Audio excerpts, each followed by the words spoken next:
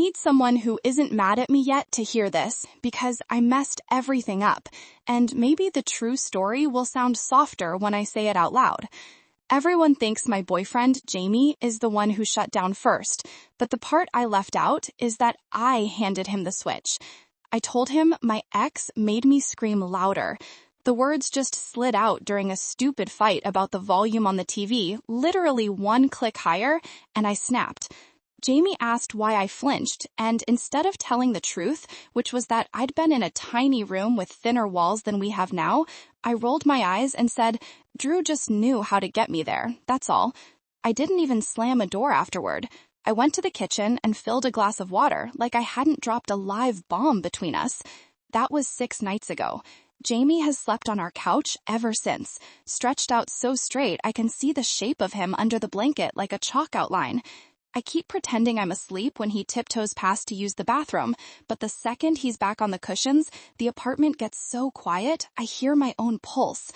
I keep looping back to the moment right before I said it, because there was a beat just half a second when I could have swallowed the sentence. Instead, I needed to win. You know that feeling when someone is trying to be better than your past, and you realize you might actually lose to someone kind? That's where I was. Drew had been loud and careless, and he loved dropping reminders that no one else could wind me up the same way. I let that ghost walk back into a room and knock Jamie's hand off my hip. Jamie never yelled. He just folded. First, his shoulders went slack. Then he laughed, short and dry, like he was coughing up a fishbone. He said, "Got it, thanks for the update." And that was that. Dinner stayed on the stove till the pasta glued itself to the pot. I scraped the black edges at 2 a.m, and every scrape said, "You really did it now." The part I haven't told him, or anyone, is that Drew never made me scream in a good way at the end. The last night we were together, he pinned my wrists so hard, I had bruises the shape of his thumbs for a week. I was too proud to admit I was scared, so I laughed like it was a game, and he laughed back, and the sound clawed the walls. When I finally told 2 friends, they said, "Classic toxic ex," and I let the label stand.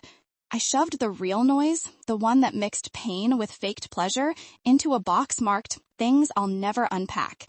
Then I carried the box into a new apartment and a new relationship like it was an extra suitcase, never guessing Jamie would open it for me. For the first 3 couch nights, I hoped Jamie would storm back into the bedroom and start a fresh fight. Fighting would mean he cared enough to stay. Instead, he started texting me good morning from the living room, like I was a roommate he wanted to avoid. The second night, he even changed the Wi-Fi password and sent it to me in a screenshot captioned, "Updated." I laughed at the pettiness and hated myself a little more. I tried the soft approach. I left his favorite cookies on the coffee table. They were gone by afternoon, but the wrapper ended up neatly folded beside the sink, and I couldn't tell if he ate them or just threw them away to keep the coffee table clean. The note I wrote, I didn't mean it like it sounded, went unread or at least unfolded. I found it later in the recycling. The word "sounded" blurred from the glass bottle that leaked on top of it. Now, I want to rewind to a moment people don't think matters, morning 2 of the couch era, when I opened Instagram and saw a memory from 4 years ago. Drew and I at a rooftop bar, sunset burning orange behind us.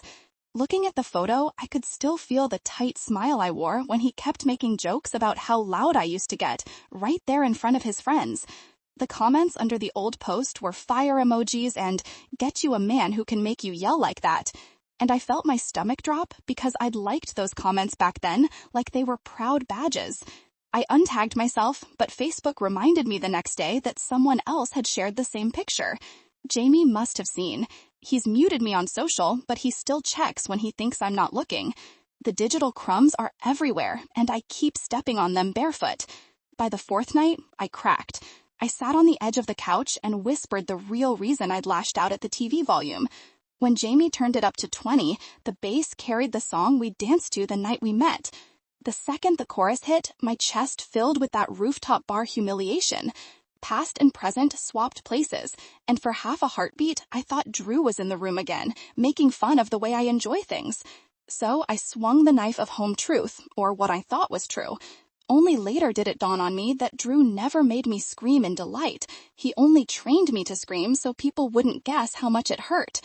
Jamie listened, arms crossed so tight his knuckles were white paper. When I finished, he said, very quiet, "That is incredibly sad. But you didn't aim that line at Drew. You aimed it at me." I had no comeback. If I'd said sorry right then, maybe the story would stop here. Instead, I asked if he wanted to go back to bed, like that solved anything. That landed another cold little laugh, and he rolled over until he faced the cushions.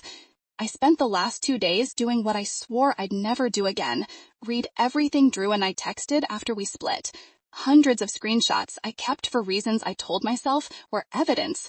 I wanted to prove to myself, to imaginary future boyfriends, to anyone who asked, that I wasn't crazy.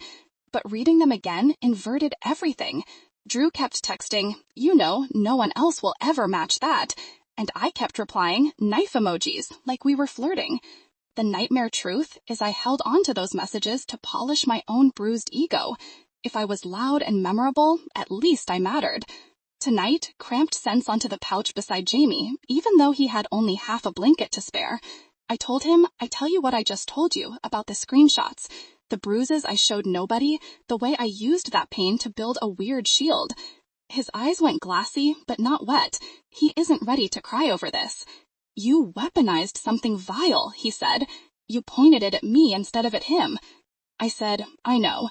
I said I will donate or burn every picture and text if that helps. He didn't answer right away. The worst part, here's the promised blow, is that after he finally spoke, the words weren't loud or dramatic. They were soft, careful, and therefore final.